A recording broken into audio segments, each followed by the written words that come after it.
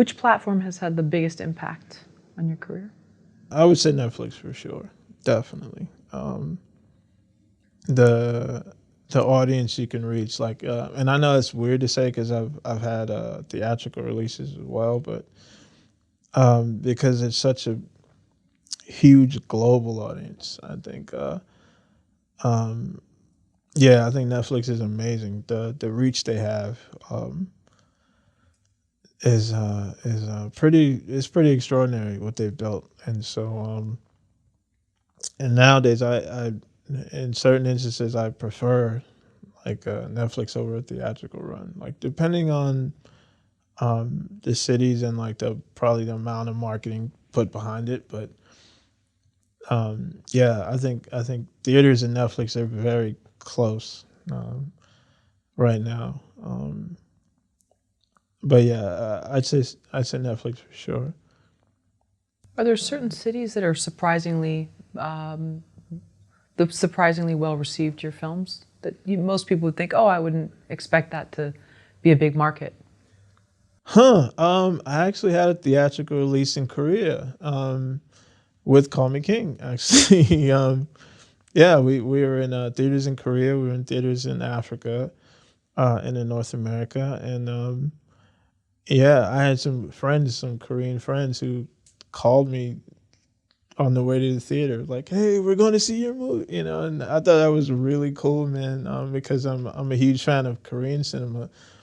Um, I think they're amazing storytellers, and so yeah, I think the Korean market, South Korean market specifically, it's been interesting to see like the the reaction it's had there.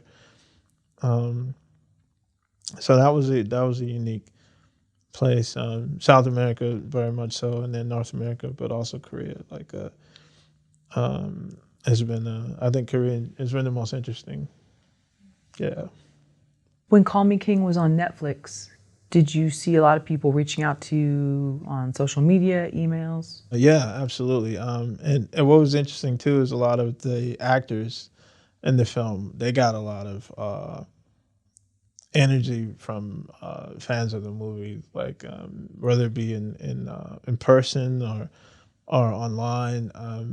Yeah, a lot of us got a lot of. I got quite a few jobs from it, um, but yeah, a lot of people sort of reaching out and finding the film. It trended for a long time. On Netflix. It was really cool, but I think a lot of that had to do with the viral scene from it.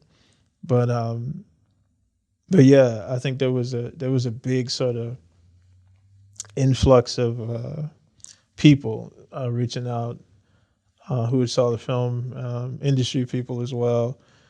Um, yeah, I think up to that point that had been like my biggest film up to that point, as far as reach, and I think what it did, the reaction it got from the industry for sure. Yeah.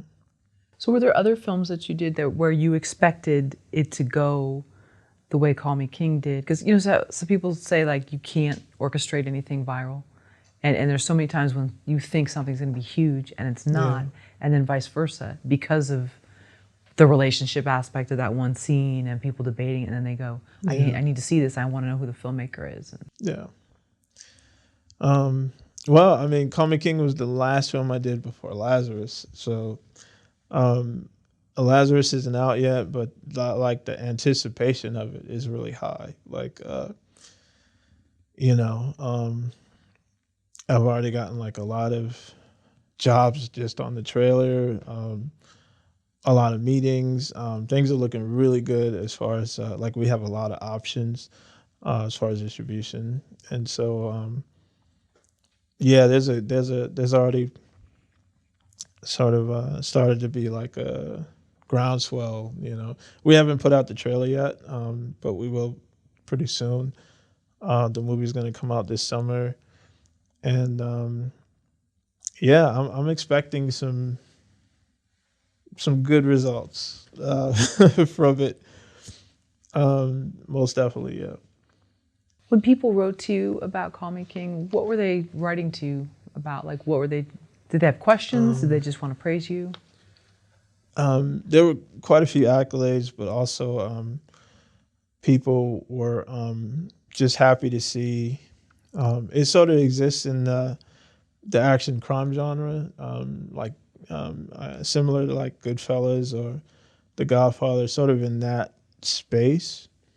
But it was the first time people had seen like this type of approach, like I was saying earlier, with them being Haitian, with them being gun runners, but they were very refined. You know, they spoke different languages. They wore suits and they spoke very eloquently. There was a really cool scene in the film where one of our lead characters he's talking to his brother, but he's sort of telling him how bourbon is made. You know how it's clear when it starts, and then the reason it turns brown is because it's cured in wooden barrels, and so the wood is what gives the bourbon its color. Like it changes color from clear to this brown color because of the way it's made. And so he was using it as an analogy, um, and how like if you leave it too long, it'll lose integrity. And so he's sort of breaking down these ideals to him, but he's using bourbon as a way to do it. So people were like really. They were like, wow, like that's different, like we haven't seen that yet. Like, and they're not drug dealers, they're gun runners. So I just wanted to sort of create something in the crime genre, but do it in a way that may represent like characters we haven't seen in this genre before, like and do it in a more unique approach than I guess we may have seen from a lot of films. That when you see people of color in those films in that genre, you expect it to be a lot more hood, I guess, or street, and not as refined. And so I wanted to sort of challenge that idea. And so I think some people found it to be like really interesting.